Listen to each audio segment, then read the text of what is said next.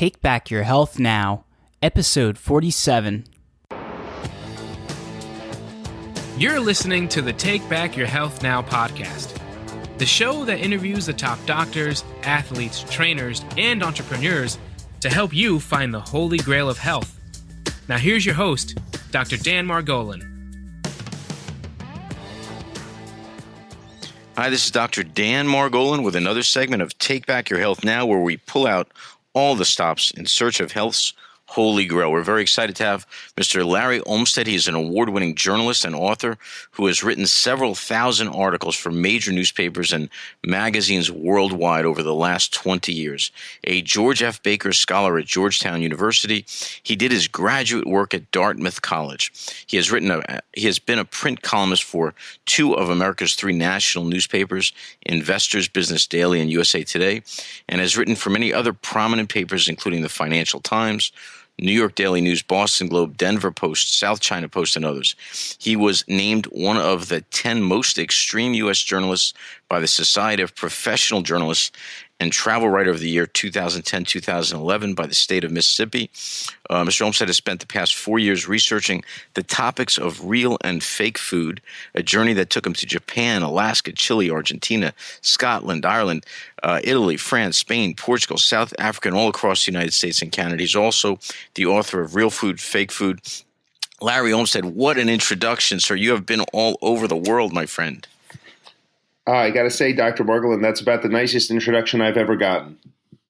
Well, I mean, it is very, very impressive. And I have to tell you, I am so excited to have you on this show. I mean, it's really an information that I think really needs to get out there. And I don't know how widespread. When you tell people that your book is Real Food, Fake Food, what kind of reaction do you get? Are most people totally shocked, or do they expect it? Or what kind of reaction do you get?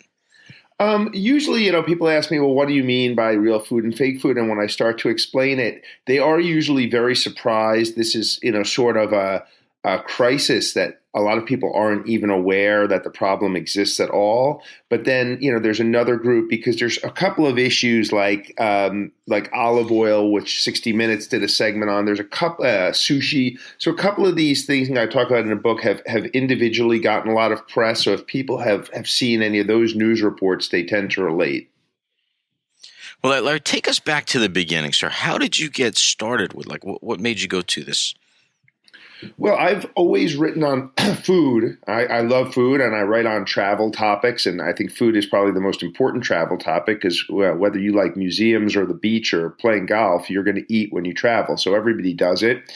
And I always try to eat what the locals eat wherever I go to get sort of a sense of place and culture. And I've been fortunate enough to travel to Japan a few times for work. And while I was there, I got to try their famous Kobe beef, which is sort of the Rolls Royce of beef, the most expensive rarefied red meat in the world.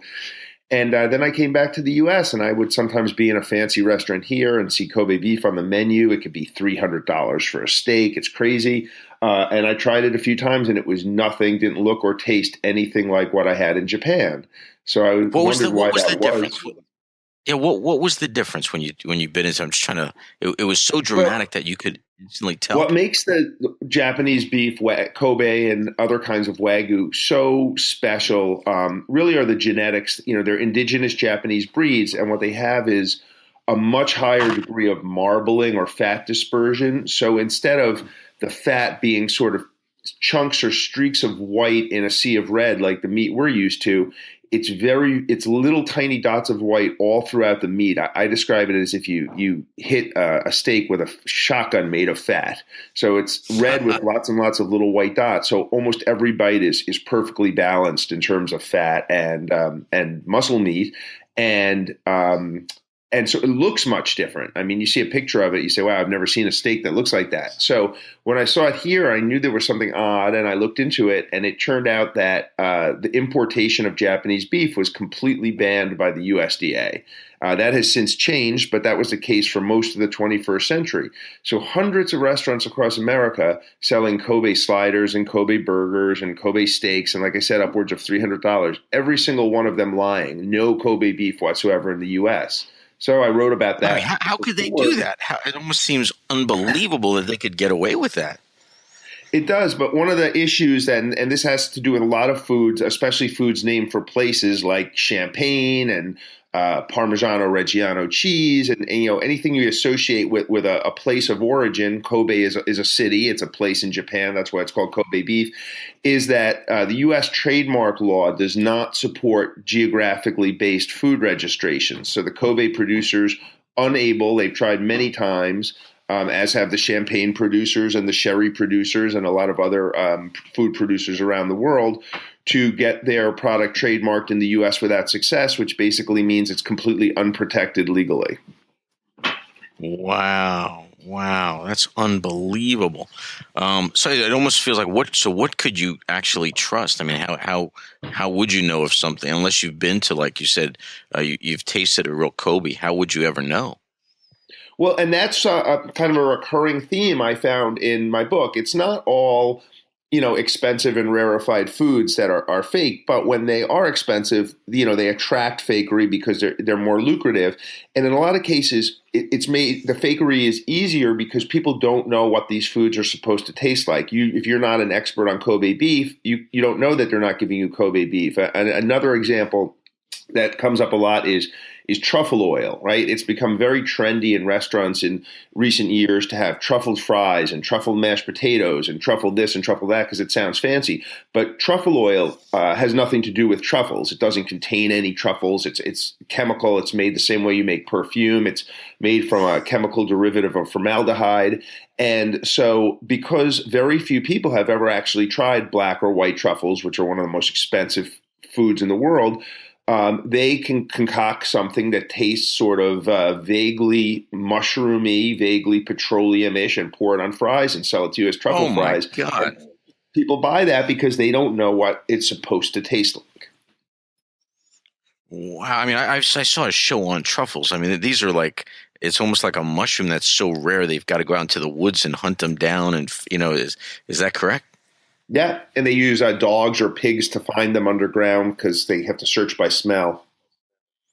Wow. All right, what would you say are the biggest fake or counterfeit foods that we should know about if we were just going to a grocery store or a restaurant? Which ones would stand out? Right. The single biggest category would be seafood for sure. And it's not that the people in the seafood industry are more evil than the people in the beef industry or anything like that. It's just that there's, when we go to buy chicken wings, say, we know what chicken looks like. We know what chicken wings look like. And our choices are typically limited to maybe organic or naturally raised or conventional chicken. But with seafood, there's hundreds of different species, all of which look different, raised in different ways from all over the world, and we're less familiar with them. Americans are pretty detached from their seafood. They eat very little whole fish. In most cultures, if you grew up in the Mediterranean or the Caribbean or Mexico, you would be used to going and buying like a red snapper at the market.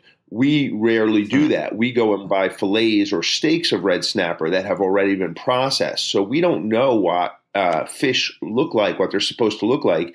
And most of the fish we eat are white fish. And when you take a white fish and clean it and fillet it, the fillets look all pretty much the same. And I've had a number of people in the seafood industry tell me that even most experts could not tell the difference between a red snapper fillet and a tilapia fillet once they're on the cutting board.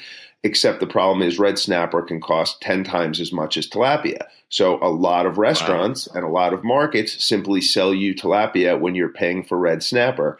And the reason I chose red snapper for an example is because it's the single most substituted fish species in the United States. More than 90% of the time in restaurants or retail that you order red snapper, you do not get red snapper. I mean, Larry, is there any agency of the government that would protect us in this, or are we pretty much up to our own?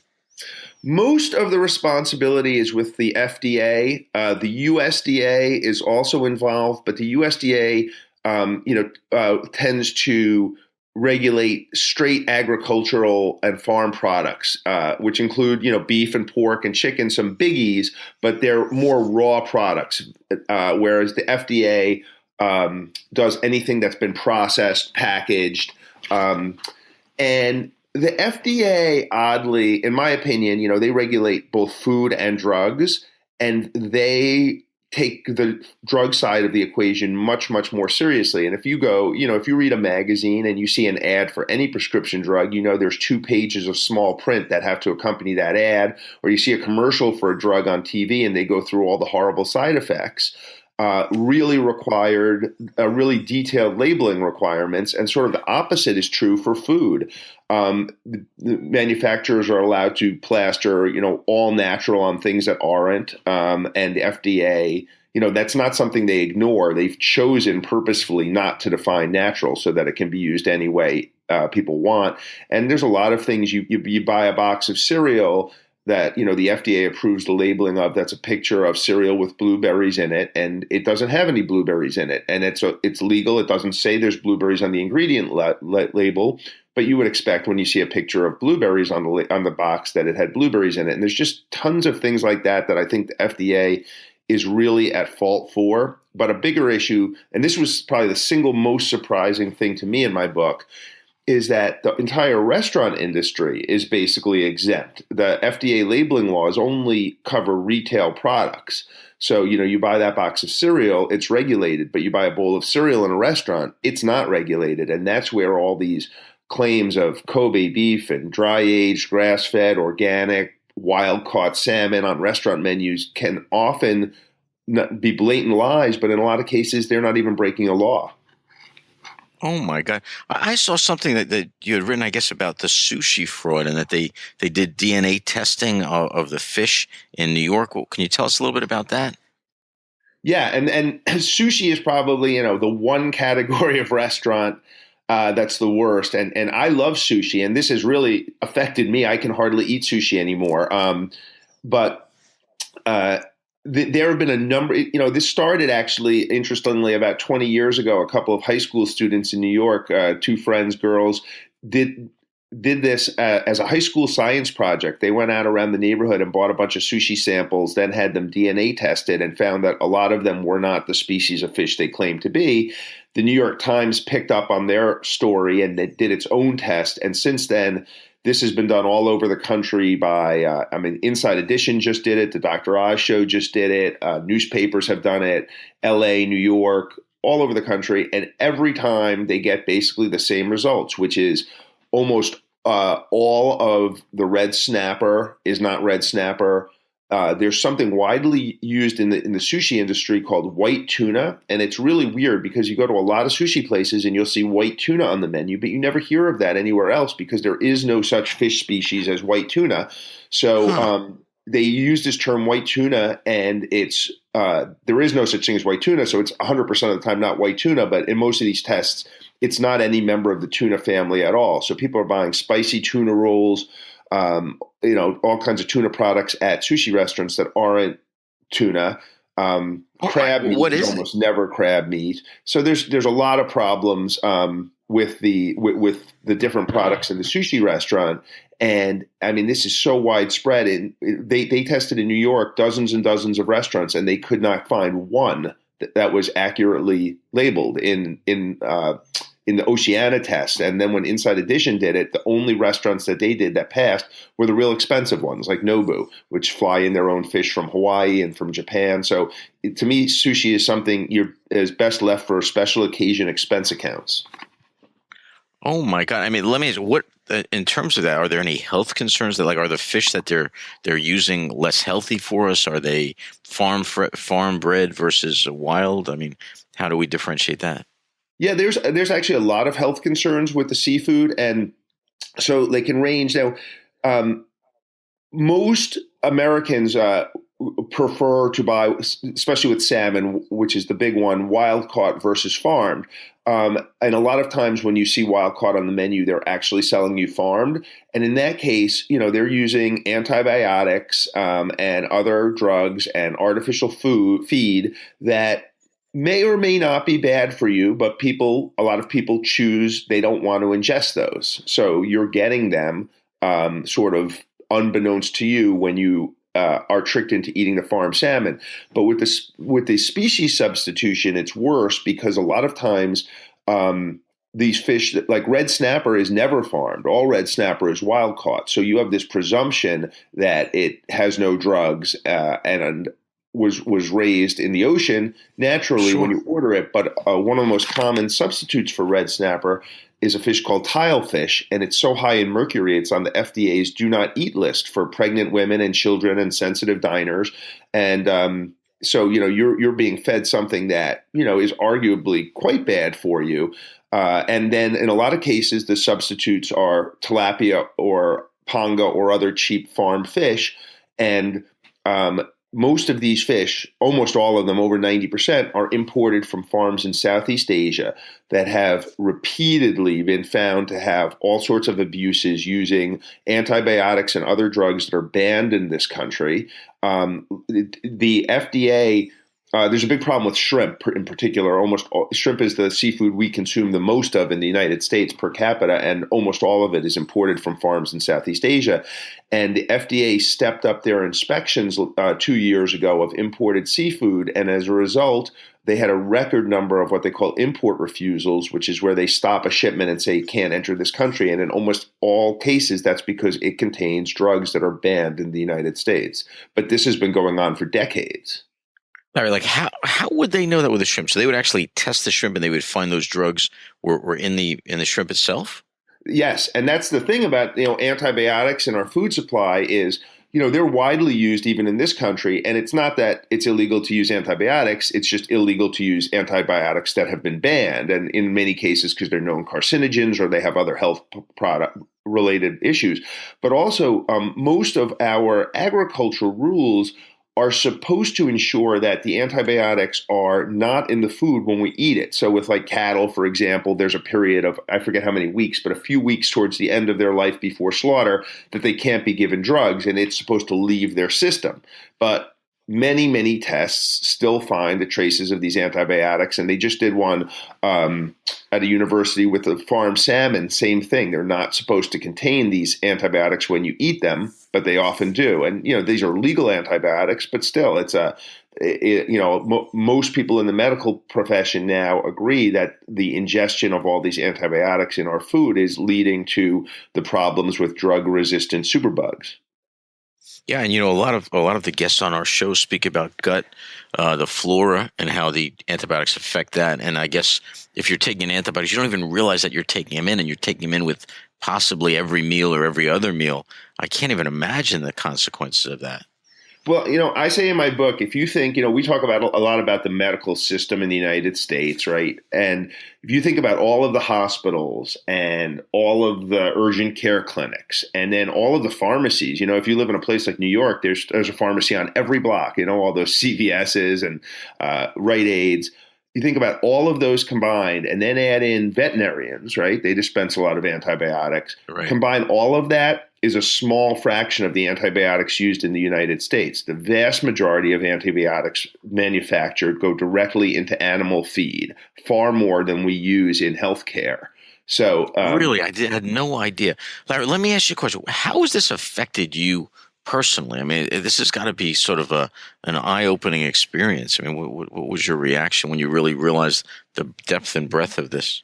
Well, I mean, and the crazy thing is, that I'm a food writer. I go around the world. I eat at nice restaurants. I love food. I cook a lot. I'm not, a health nut in the sense, I'm not like somebody who lives on granola, by any means. Right. So it's been a little bit harder for me because I still want to have a hamburger, but it's definitely changed the way that I eat, both out and in and at home. I mean, I only buy now 100% grass-fed, drug-free beef, drug-free pork, drug-free chicken, shrimp. I eat very little now compared to what I used to, but when I do, I buy natural wild-caught shrimp, usually from the Gulf of Mexico. But Larry, let me ask you a question though, because I'll do that too. I went out to got roast beef the other day, and I wanted just the grass-fed. But now I'm worried, saying like, wait a second, maybe they're actually not grass-fed. How would I even know, or how would you even know that were the case? Well, I mean, that's a really good question. And at some point, you have to believe somebody, or you can't eat anything. So Right. So, I generally trust that when labels that are regulated, that are very detailed, I believe more. So as long as you know what to look for. So the problem with grass-fed beef is you can slap the words grass-fed beef on almost any beef legally and sell it. But if you say 100% grass-fed beef, the USDA has a different distinction for that labeling term. That's what you want to look for. So once you know that, and the USDA is in my opinion, much stricter on their inspection and their labeling requirements. So it doesn't really make economic sense for a meat processor to go and put 100% grass-fed beef on something that's not, because once they're caught, they're going to be fined. They're going to be watched more closely, and they typically make a lot of other products as well. So they don't economically want to incur the wrath of the USDA for what's a relatively small portion of the market. So, at the end of every chapter of my book, I talk about the specific labeling terms you need to know. For example, like people want drug-free meat, but if it says natural, that doesn't mean anything. But if it says naturally raised, that has a different definition. So there's unfortunately a lot of this minutia people have to sort of master to be better shoppers. So it's a little bit of a word game. So this is important. So you're saying that if you're really going to go after grass-fed beef, it's got to say 100% grass-fed, and then the USDA would actually have a different level that they would hold that person or that farmer or that manufacturer to. Yes, and also, another one that people don't really understand well is organic. And there's a lot of talk about, whether the organic standard is good enough, and it includes some things that maybe it shouldn't. I actually think it's a pretty good standard, but one of the things when it comes to meat is it completely bans the use of antibiotics, steroids, and growth hormones, which are the three things we use a lot of in domestic cattle production. So you can if your goal is to sort of avoid the drugs, which for me I think that's the most important thing, you can buy organic beef, and then that's a really safe bet. That doesn't go to what it ate, so now you could also look for 100% grass-fed organic beef. But that's one that I think when people think organic, they're thinking more about lettuce and tomatoes. But it's actually a really helpful buying tool when it comes to meat. At the other end of the spectrum, the USDA chose not to include seafood when it created the organic definition. So if you buy, pork or chicken or beef and it says organic on it, it means something very specific. But if you buy seafood that says organic and there's a lot of it out there, it means absolutely nothing. And most people don't know that. Wow, that is crazy. That is crazy. How does GMO, does that fit in this at all? It really doesn't. I mean, it's obviously a hot button topic. I chose not to cover it in my book. And one of the reasons two reasons. One is that really the jury is still out on the ramifications. I mean, a lot of very credible scientists and doctors don't really have an issue with it. But the bigger thing from my perspective is they haven't really regulated the terminology yet. So there's no sort of fake or, to the consumer marketing issue. The way that I can talk about that with these other topics, there's no real rules to break. So it's still in the formative stages as far as consumer information. Okay. Well, let me ask questions like, I don't know if you really cover this or whatever, but Japan has the problem with Fukushima, right? There's that whole breakdown of the nuclear reactors and theoretically a lot of radiation going into the oceans there around the water. And I had a guest on that said there are certain criteria for radiation levels in the seafood that the Japanese are very stringent with, but in the United States, they don't have that. And so those that are too radioactive, the seafood, they'll actually send here and it will not be stopped. Do you go into that at all? Are you familiar with that at all? I don't really go into that in the book. I am a little familiar with it. And it is, Japan does have sort of the strictest food safety standards in the world in Japan. It's if I go to Japan, I'd eat sushi happily. The problem with the seafood is fish are very mobile. So you can't really tell where they come from when they're caught. They'll have often a country of origin, right? So it'll say, this salmon comes from Chile, but that doesn't mean that salmon didn't swim to Chile from the other side of the Pacific. Right. So it's really hard when you have environmental disasters. It's really hard to know what particular fish were affected as consumers. And yes, nobody is testing that radiation here in the government, but the bigger issue is that in general, over 90% of the seafood consumed in the United States is imported. And in many cases, we literally don't know where it's coming from. The FDA doesn't know. The USDA doesn't know. There's a big the seafood industry is the least transparent. There's a big problem with what they call pirate fishing, which is sort of unregistered boats fishing in areas that they're not supposed to, and then sort of disguising the country of origin. There's what's called transshipment, which is where the labeling on boxes is changed because often some countries are less desirable. So like a lot of the farm fish made in China will be relabeled as a product of Malaysia or Thailand or another country. And it's so bad that 2 years ago, President Obama signed a presidential order to create a task force to combat piracy and seafood fraud. And you don't have a task force like that for milk or yogurt. I mean, it's a really, really big problem. The UN is involved, but the bottom line is we don't know where most of our seafood comes from. Wow. Now, just switching subjects a little bit, what about olive oil, Parmesan cheese? These are also areas that we have to be aware of? Yeah, and a lot of the Parmigiano Reggiano, this goes to the geographic thing I was talking about, right? Parma and Reggio are two cities in Italy next to each other. And that's why that cheese is called Parmigiano Reggiano, because it comes from Parma and Reggio, and it's been made there for 800 years under very strict rules. It's one of the most wholesome foodstuffs you could eat. It was chosen by NASA as the cheese to accompany the astronauts into space because it's so pure and nutrient dense. But the friendly folks in Parma were unable to get trademark protection. So the English translation of their cheese, Parmesan, is widely used to cover a variety of products, many of which have no relationship to what real Parmesan cheese is. And there was a big scandal last year. Bloomberg reported Parmesan Gate, where it was found that a lot of the ground Parmesan producers were mixing high levels of cellulose, which is a plant fiber, in with the cheese to cut it, make it cheaper.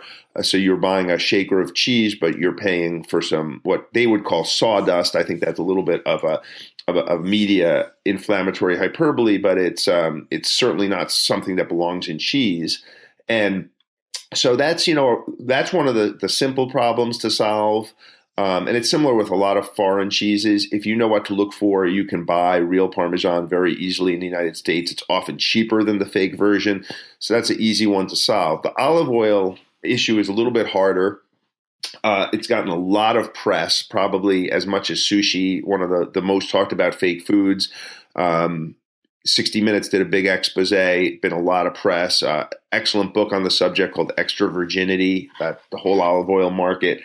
And basically, there's a legal standard for what extra virgin olive oil means. It's the top grade of olive oil, equivalent to like when you pull up to put gas in your car and there's regular, premium, and super premium. Same thing with olive oil grading. Extra virgin is supposed to be super premium and represents a relatively small amount of the olive oil produced. But in this country, it's hard to buy olive oil that doesn't say extra virgin. Everything is extra virgin.